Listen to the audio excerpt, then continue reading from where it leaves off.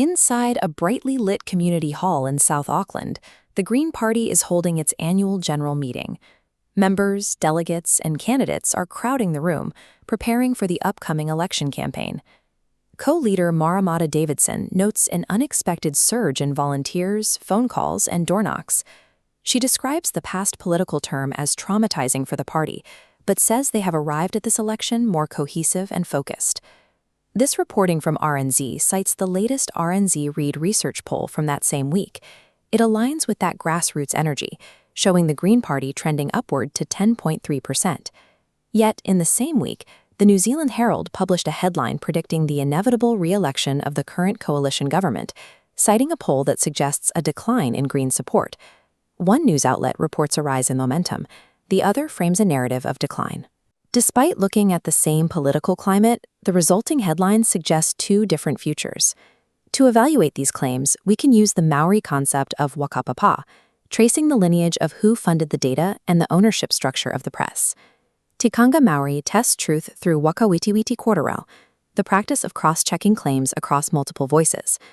However, the Herald article did not mention the concurrent RNZ poll, presenting its data in isolation.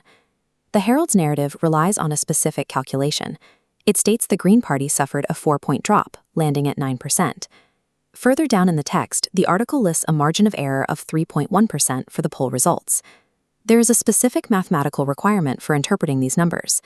A single number margin of error of 3.1% applies to a static data point, but it isn't the correct tool for measuring a swing between two different polls. To find the swing margin of error, the 3.1% margin is multiplied by the square root of 2, resulting in a true margin of 4.38%.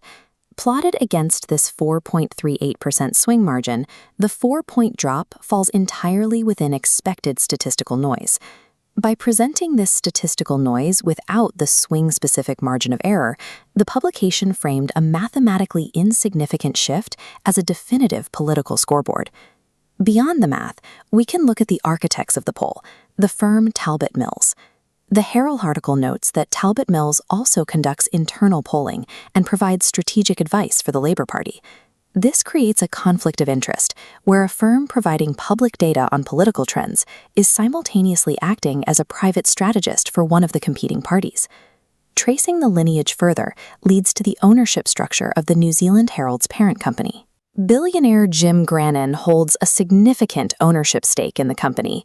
Court findings have documented his history of funding litigation that challenges the indigenous status of Maori.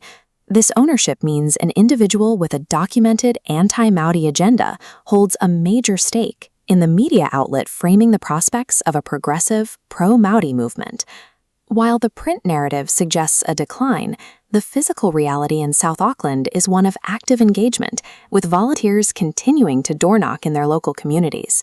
Polling narratives can have real-world effects. If a major outlet frames defeat as a certainty, it can discourage volunteers and impact donor support before a single vote is cast. Persuasive narratives are often constructed by isolating a real statistic from its mathematical context and financial lineage.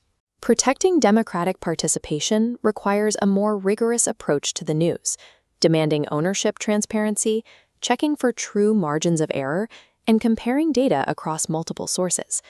To maintain an informed public, we have to look past the top-line headlines and audit the whakapapa of the stories we consume.